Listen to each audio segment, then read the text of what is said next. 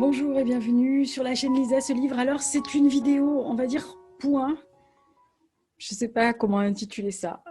C'est un point Pumpkin Autumn Challenge slash le challenge que a fait Barocco Podcast sur Roi Arthur qu'elle a lancé cet été. En fait, c'est un melting pot des deux.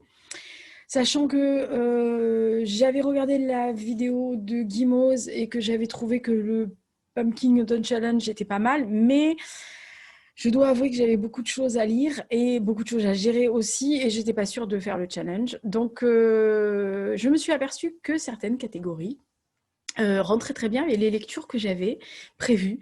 Donc j'ai triché en me disant que j'allais peut-être faire rentrer des lectures dans le Pumpkin Autumn Challenge. Et comme cet été, j'avais suivi un peu le challenge Roi Arthur de Barocco Podcast, donc je me suis dit, pourquoi je ne ferais pas un petit point pour montrer les livres que j'ai lus qui rentraient dans les deux challenges, ou en tous les cas, qui pouvaient rentrer. Donc je vais faire un point.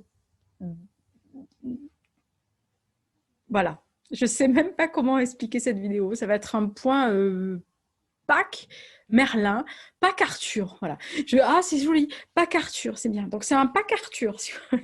Donc, si vous en avez pour tous les goûts. Alors, on va commencer par le Pumpkin Autumn Challenge, puisqu'en gros, il est toujours d'actualité jusqu'à fin novembre. Les bruits que vous allez entendre, c'est le général Hux qui a décidé de faire son sport. Voilà, donc il joue avec sa balle et il la lance de partout. Donc je ne sais pas exactement ce qu'il fait, mais vous n'êtes pas à l'abri de l'entendre miauler ou de venir se poser sur la caméra, parce qu'il est dans sa période je miaule, je râle, donc c'est Général Hux, hein, voilà, il fait un peu ce qu'il veut, surtout en ce moment. Donc, du coup, on va commencer par le Pumpkin Autumn Challenge, puisqu'il finit le 30 novembre, si je ne m'abuse. Sachant que je crois que le Roi Arthur, le challenge Roi Arthur finissait là, la fin septembre ou début octobre. Voilà. Donc, on va d'abord faire le pumpkin et après, je vous montrerai et je vous dirai oralement pour le challenge Roi Arthur. Alors, pour le pumpkin, j'ai pris mes notes parce que elles sont là. Notes. J'ai pris mes notes parce que je ne me rappelle pas personnellement de toutes les catégories que Guimauze a fait. Mais le premier, c'était Automne frissonnant. Alors, dans Automne frissonnant, vous aviez 4 catégories qui étaient Je suis Médée, Vieux crocodile. Je ne me relis pas, ce qui est quand même grand vin. Les chimères de la sylve rouge, les supplices de la belladone et Esprit es-tu là. Alors, en fait, j'avais regardé et dans le premier, Je suis Médée, Vieux crocodile, il y avait horreur, policier, thriller et j'étais en train d'en lire un. Et dans Gothique, créature de la nuit, enfin, et chimère de la sylve rouge, il y avait vampire, créature de la nuit, gothique.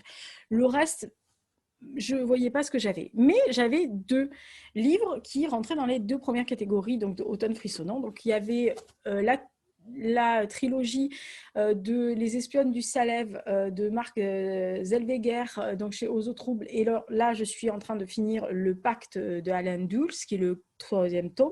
Mais j'ai lu les 2 autres, d'ailleurs, vous pouvez les voir juste au-dessus, là, c'est-à-dire L'envers du miroir et Bletchley Park. Donc, ça rentrait pile dans policier. Policier, thriller, etc. Donc, c'est du suspense, espionnage, mais ça rentrait pile dedans. Donc, je me suis dit, bien. Autre, donc c'était vampire, donc c'était je suis les chimères de la sylve rouge, je vais y arriver. Et cet été, en fait, j'avais décidé de lire, de relire un livre d'Anne Rice, et je ne savais pas lequel. Voilà. Et en fait, j'ai tout simplement piqué le plus proche de mes mains. Voilà, je suis feignasse. Donc, et donc, j'ai relu par. Alors, je suis honnête, j'ai relu par morceaux Menmock, le démon de Anne Rice chez Pocket, parce que. Voilà, et que j'ai lu quand même pas mal de pavés aussi. Mais j'en ai relu, je ne sais pas, il doit avoir à peu près 600 pages. J'ai dû en relire partiellement bien plus de la moitié.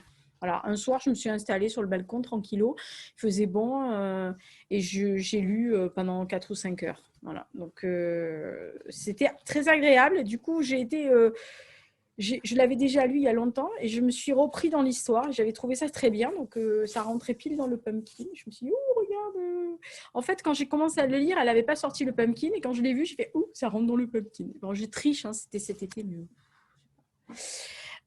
Autre challenge, en fait, je regarde mes notes, hein. Je suis désolée, vous allez voir, c'est un peu décousu aujourd'hui, mais bon, c'est comme ça. L'autre, c'était automne, douceur de vivre. Alors, il y avait 4 catégories ici. Il y avait écrit, il fait un temps épouvantail. Il me fait rire tout ça. Donc, siroter un chocolat chaud sous les saules, farmir ton assiette, sinon pas de piécettes, et Windows to the Past. Et en fait, là-dedans, il y avait, si je ne m'abuse, il y avait légende fantastique, petit peuple, féerie, contes, légendes, mythes et toute la clique. Et alors là, comment vous dire, dans septembre et août, j'avais décidé de relire déjà partiellement 2 romans, enfin c'est pas des romans, c'est des petits livres sur ça. Le premier, c'est Héros et merveilles du Moyen-Âge, donc de Jacques Le Goff, que j'avais trouvé, c'est chez Point Histoire. J'avais trouvé ça merveilleux parce que je ne sais pas si vous pouvez voir, mais la couverture est, vous voyez, c'est vrai. Voilà, non, mais la fille débile, quoi. Voilà, vous me voyez à travers, en fait. Coucou, c'est moi. Voilà, donc j'avais trouvé ce livre fabuleux. Voilà, quand moi, on me voit ce genre de truc. Alors, il n'y a pas beaucoup d'illustrations dans celui-là, mais il y a vraiment un truc très intéressant. Je l'avais lu, hein, mais j'avais envie de me replonger dans les héros, les légendes médiévales pour un roman de 2022. Enfin, que je suis en train d'écrire, enfin, que j'ai fini, hein, mais je voulais me replonger dedans pour une petite partie qui me manquait. Et j'avais acheté celui-ci, Les animaux fabuleux. Donc les petits précieux des animaux fabuleux. Donc c'était de l'Antiquité au Moyen-Âge, tous les animaux qui avaient été. Il est un peu, on dirait qu'il est enluminé, c'est joli. Enfin, ça fait enluminure. Et dedans, il est. Voilà, il est beau comme tout. Et en fait, je l'avais acheté uniquement aussi pour ce roman, pour voir certaines superstitions, des petites choses. Et par exemple, il y a les filtres d'amour. Machin. Donc, c'était ma base de travail. Et j'avais trouvé qu'il était vraiment, voilà, ils sont vraiment très, très beaux. Il y en a un deuxième, c'est sur les herbes, etc. Donc, comme je les ai relus partiellement, un peu entre fin août et début septembre, mi-septembre, aussi pour regarder un peu quelques trucs, je me suis dit que c'était une bonne idée de le mettre aussi dans le pumpkin. Et puis, peut-être que vous, ça va vous donner des idées aussi pour les acheter, pour les avoir. Vous voyez comme il est beau. Il est vraiment très, très beau. Voilà. Puis, enfin, moi, j'aime beaucoup. Ouais, non, mais je sais. Des trucs comme ça. Et il y avait aussi, donc, dans Windows to the Past, c'était siroter un chocolat chaud, c'était farmir ton assiette. Il y avait aussi Windows to the Past, c'était SSFF. Et il se trouvait qu'au programme de octobre, j'avais prévu de lire le premier tome de ça, qu'on m'avait offert pour mon anniversaire. Merci aux Damoiselles de Dan Chantal, encore. Le château des millions d'années, donc le tome 1. Et il faisait partie du programme d'octobre. Il fait partie du programme d'octobre. Donc, il rentrait dans le pumpkin, puisque c'est SFFF. Donc, science-fiction, fantastique. Donc, je me suis dit, oh, mais regarde, tu as quand même des livres qui rentrent dans le pumpkin. Donc, j'étais très contente. C'est pour ça que je n'ai pas du tout fait un book haul le pumpkin ou ma pile à livres pour le pumpkin, parce qu'en fait, ça se confondait avec mon point lecture. Voilà. Donc, voilà. Et la troisième, on va dire, troisième menu, c'était Automne des Enchanteresses. Alors, c'était beaucoup plus féministe, visiblement, d'après ce que j'ai compris pour Guimauve. Le premier, c'était Les Rêves d'Aurore, Sarah Bernard Montstacré, Les Écailles de Mélusine et Nausicaa de la Vallée du Vent. Et en fait, j'avais pioché dans Militantisme, dans les Rêves d'Aurore, et de Sarah Bernard, Monstre Sacré, parce que quand j'ai entendu ça, je vais wouhou. Surtout quand j'ai vu dramaturgie, théâtre, art, je me suis dit ça, c'est pour moi. Voilà. Pas pour moi, mais voilà. Et j'avais au programme de septembre, oui, la version française de la genèse d'une militante suffragette, Emmeline Pankhurst, que j'avais lu en anglais quand j'avais une quinzaine d'années, donc ça date, hein. Ouais, 35 ans quand même. Punaise. Vous prenez un coup de... Là, je viens de prendre 25 cheveux blancs en 2 secondes chrono.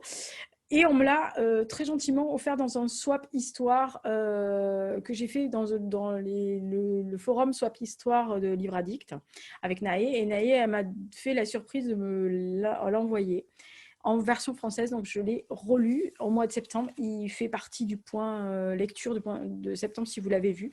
Donc, j'étais très contente. Et puis, ça rentrait pile dans militantisme d'automne d'Enchantress du Pumpkin. Donc, voilà. Vous devriez toutes le lire, mesdemoiselles. C'est très instructif, ce genre de choses.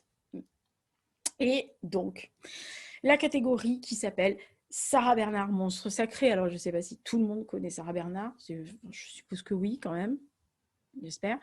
Alors, quand vous voyez les images de Lina, des vieux trucs, etc., c'est vrai que c'est du théâtre qui peut vous étonner maintenant parce que c'était déclamé d'une façon un peu pompeuse. Mais c'était la reine du théâtre. Enfin, c'était là Sarah Bernard. Donc, voilà. Et Sarah Bernard a une petite histoire commune avec moi. Non, elle ne fait pas partie de ma famille, comment c'est pas. C'est qu'elle soutenait notamment Edmond Rostand. Et Edmond Rostand soutenait un auteur, dramaturge, poète, à qui j'ai dédié une biographie il y a quelque temps et sur lequel je travaille sur quelque chose de particulier, mais que je n'ai jamais arrêté de chercher, non seulement corporellement pour retrouver ses traces sur la bataille de Crouy, enfin dans les terrains, dans la terre, et que je n'ai jamais cessé de chercher des documents sur lui à la BNF, n'importe où, enfin où je peux trouver, et que ce garçon avait un talent fou de dramaturge qui faisaient des pièces de théâtre qui ont été montées, que ce soit à Bordeaux ou à Paris, de son vivant ou malheureusement à titre posthume, et que Sarah Bernard avait lu d'une de ses pièces qu'elle voulait mettre au programme de son théâtre. Donc je me suis dit c'était l'occasion de me replonger dans la prose du garçon, enfin en tous les cas dans les textes du garçon. Alors cette fois-ci, il a été écrit à quatre mains, puisqu'il y avait aussi Léon Guyot de C, qui était son comparse d'écriture depuis quelques années. Mais le garçon dont je parle, c'est Louis Gendreau. Oui, c'est un truc qui date des années... C'est un vieux machin. Voilà. Celui-là, il date de 1924. Ouais, bah, je sais, voilà. Il a été écrit beaucoup plus tôt, puisqu'il a été écrit juste avant la Première Guerre mondiale, mais Louis Gendreau étant mort en 15, bah, il a été édité à ce moment-là. C'est un des documents quand même, enfin, vous ne pouvez pas voir, parce que voilà, c'est quand même un truc, vous voyez. Il est signé par Guyot de C quand même, hein, voilà. Donc, c'est un trésor national, on va dire. Ça s'appelle Jean de La Fontaine, le distrait volontaire. Donc, ils avaient revu la légende on va dire, de Jean de La Fontaine. Et je trouve que c'est quand même... bon, il y a très peu de monde qui connaît Guyot de C, encore moins Louis Gendreau. Ce qui est fort dommage parce que rien que ses poèmes sont à pleurer. Mais les pièces de théâtre qu'ils ont écrites sont des merveilles, notamment La Belle au cœur dormant, qui est un petit bijou. Narcisse aussi est très joli. Et donc, j'avais envie de me replonger là-dessus. Et il fait partie de mon week-end, pas celui-ci, mais le prochain, où j'ai décidé de faire une journée, on va dire, vieux truc. Voilà. Je suis en train de trier des livres pour une raison particulière personnelle. Et bon, évidemment, ça, c'est précieux. Hein, c'est fou. Ça m'accompagne partout. Hein. De toute façon, c'est même pas en rêve que les Louis Gendreau, je les mets ailleurs. Parce que je pense qu'il n'y en a pas beaucoup d'exemplaires dans le monde, en tous les cas en France. Et donc, voilà. Donc, ça sera partie du samedi que je me suis consacrée à relire Louis Gendreau. Donc, ça tombera pile dans le Automne Enchanteresse, Sarah Bernard, Monstre sacré. Donc, je ne sais pas si vous connaissez. Je pense qu'il n'y a pas beaucoup de gens. Et je pense que si vous lisez, vous regardez la vidéo, je ne suis pas sûre qu'il y ait une personne qui me dise qu'il connaissait Louis Gendreau ou Guyot de C, et surtout pas cette pièce-là. Si vous êtes intéressé de savoir ce que le garçon pouvait écrire, allez sur le site de la BNF dans Gallica. Je ne sais pas si c'est tombé dans le domaine public, mais en tous les cas, vous pouvez lire un extrait. Voilà. Donc, mais moi, je l'ai en version originale. Voilà. Oui, bah, désolée, mais c'est comme ça. Je les ai tous, hein, les pièces, dans des états assez bien. D'ailleurs, j'aurais pu vous les montrer toutes, mais voilà. C'est comme ça. Donc ça, c'était le Pumpkin Autumn Challenge. Donc c'était entre ma pile à lire et mon point lecture, même si je ne vous ai pas développé, sachant que Emmeline Pankhurst, Marc Zellweger, je les ai fait dans le point lecture, enfin pour les 2 premiers tomes là qui sont là, dans le point lecture de septembre. Celui ici que je vous ai montré, le pack d'Alan Dewars, sera dans le point lecture d'octobre. Comme le château des millions d'années, pareil, ce sera dans le point lecture d'octobre. Anne Rice, comme j'ai lu que des extraits, bah, je vois pas l'intérêt de vous faire un point lecture, et puis en plus c'est une relecture, donc non. Et les animaux fabuleux et merveilles et héros et merveilles du Moyen-Âge, comme c'est des recherches et que j'ai lu partiellement des morceaux parce que c'était uniquement ça que je voulais pour l'instant, même si je les avais déjà lus à un moment donné, mais là c'est vraiment de la relecture. Généralement, je ne fais pas de point relecture parce que sinon, ça m'arrive de prendre des bouquins au hasard, de relire quelques pages. La dernière fois, je me suis retapé des pages de poésie de Verlaine, uniquement parce que j'avais lu L'Autre Rimbaud et que je suis retombée sur le truc Verlaine devant mes yeux. J'ai dit, oh tiens, je vais lire quelques poèmes de Verlaine. Oui, ben ça s'améliore toujours pas. Donc voilà. Donc ça, c'était le point automne Pumpkin Autumn Challenge. Donc on va passer au challenge Roi Arthur. Je suis désolée, je fais beaucoup de bruit avec les papiers, mais comme vous voyez, j'ai mes notes. Hein, donc voilà. Et donc cet été, j'avais vu la vidéo de Barocco Podcast, enfin Barocco Lecture personnelle, enfin vous savez, voilà, qui avait lancé ce challenge Roi Arthur. Et je trouvais que c'était vachement bien. J'espère qu'elle va le faire l'année prochaine. Et cette fois-ci, je le ferai vraiment à la lettre. Parce qu'en fait, elle avait donné beaucoup de choses. On pouvait lire des livres, on pouvait regarder des films, on pouvait écouter des podcasts, on pouvait... Qu'est-ce qu'elle nous a dit aussi on pouvait lire de la BD, on pouvait regarder des films, des séries, etc. Bon, et alors, Roi Arthur, vous imaginez bien qu'avec mon humour complètement délirant, je me suis dit, oh chic, je vais pouvoir regarder Kaamelott, sachant que le film Kaamelott arrive, j'espère. En tous les cas, à Marseille, ça va être difficile vu que j'ai toujours pas mis un pied dans une salle de cinéma. Enfin, c'est comme ça. Et je me suis dit, je vais pouvoir regarder Kaamelott. Donc évidemment, cet été, j'ai un peu regardé Kaamelott, un peu obsédée par Kaamelott. Donc il y a toujours des rediffusions, donc j'ai regardé Kaamelott. Donc j'ai un peu validé. J'ai regardé parce qu'il est repassé sur une plateforme que je l'ai retrouvé, le Excalibur de John Borman, que je trouve fabuleux. Donc je l'ai revu avec grand plaisir. Et alors, cerise sur le gâteau, on the cake, je me suis fait un petit bonheur. J'ai régressé de quelques années. J'ai regardé la série Merlin. Enfin, j'ai pas regardé toute la série. J'ai regardé la première et la dernière saison. Oui, oui, j'en suis là. J'ai regardé la première et la dernière saison de Merlin. C'est cucu la praline, hein. Mais j'ai adoré. J'avais beaucoup aimé à l'époque et j'ai beaucoup aimé encore. C'est très con, mais j'aime beaucoup. Il fallait lire, etc. Et donc, bon, alors les podcasts qui étaient en bonus, etc., moi j'en ai écouté qu'un qui traitait en fait de la légende arthurienne que j'ai trouvé sur SoundCloud. Je ne pourrais pas vous dire, je ne me rappelle plus, mais je suis tombée dessus un jour où je mettais un de mes podcasts en ligne et dans la liste, vous savez, qui vous offre ah bah vous devriez écouter ça, ça, ça. Je suis tombée dessus, je dis oh tiens, je vais écouter ça. Je dois avouer que je voulais relire Uther Pendragon de Thomas Spock, que j'avais beaucoup adoré, qui est une réécriture du roi Arthur. Enfin, de Uther Pendragon, du papa de Arthur.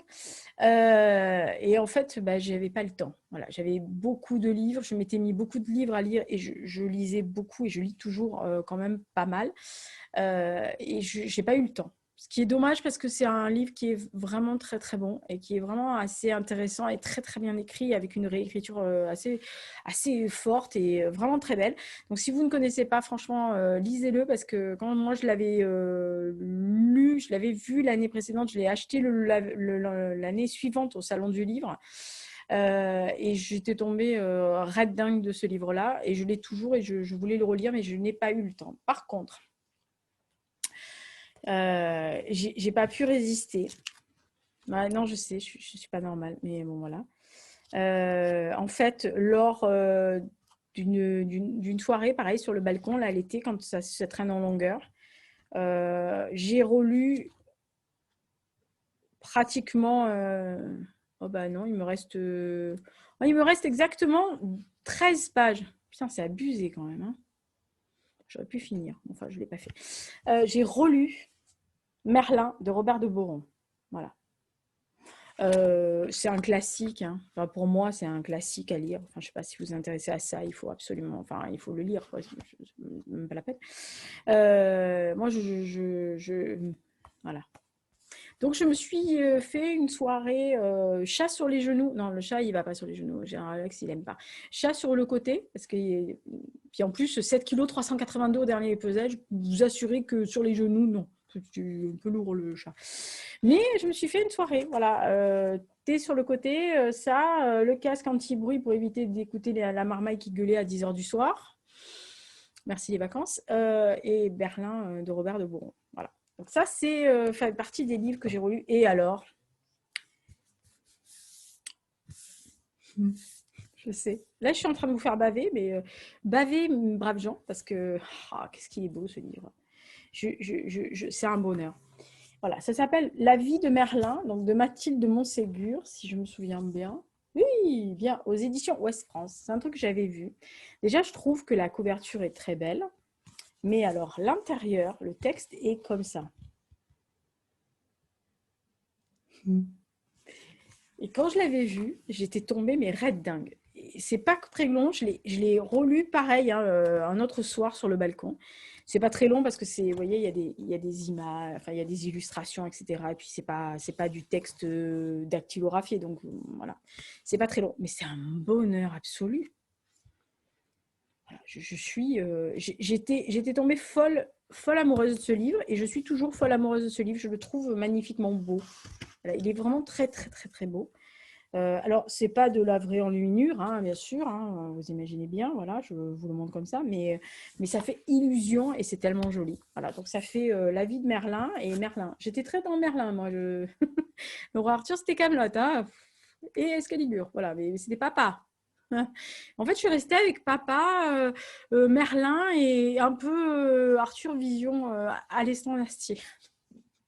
Punaise, je m'améliore. Voilà, donc c'était ma petite partie challenge Roi Arthur de personnages baroque podcast. Voilà. Qui est revenue et c'était un bonheur de la revoir venir parce que quand elle n'est pas là, on s'ennuie un peu quand même. Hein. Voilà. Bah écoutez, c'était le point bizarroïde entre un Pumpkin Autumn Challenge qui a été extrait de ma palle de mon book haul à lire de août, enfin septembre, octobre, un peu août, et ce que j'ai lu cet été sur le balcon sur Merlin, parce que j'avais vu ce challenge Roi Arthur, et j'espère qu'elle va refaire ce challenge l'année prochaine. Et du coup, bah là, l'été prochain, je vais commencer à voir ce que je peux lire ou relire ou re-regarder. Peut-être que je me ferai toute la série de Merlin, en fait. Oh, Monty Python, le Sacré Graal aussi. J'aurais dû... Ouais, voilà. Oh là, la fille qui est en train de se faire des plans sur la comète pour l'été prochain, on se calme. Voilà. Donc ça, c'était le point un peu Arthur. Arthur. Non, pas MacArthur. Arthur. Voilà, c'est un peu n'importe quoi. Mais ben, j'espère que ça vous a donné des idées. Peut-être qu'il y a des bouquins que vous avez lus déjà. Si vous les avez lus, si vous avez lu aussi celui-là, là. Moi, je serais intéressée de savoir si certains l'ont lu et ce qu'ils en pensent, s'ils ont trouvé ça beau. Voilà, donc c'était le pack Arthur. J'ai trouvé le titre complètement à l'ouest. La prochaine vidéo, attention, je vous présente la réédition du volet 1 du triptyque. Bon, ça va, vu la date qu'il y a, je peux vous donner le titre. Je vous allèche, hein, je fais vendeur de tapis, c'est horrible. Le titre, c'est Karl, Nina, un chemin. Là, il y en a qui queen déjà derrière. Bah, si vous êtes sage, la semaine prochaine, vous verrez la couverture et je vous expliquerai ce qu'il en est. Allez, bonne semaine et puis portez-vous bien. Voilà. Moi, je sais que tout le monde râle parce que tout le monde dit portez-vous bien, mais ça me semble tellement naturel que voilà. Allez, bonne semaine. Et puis, bah, écoutez, on se voit la semaine prochaine. Au revoir.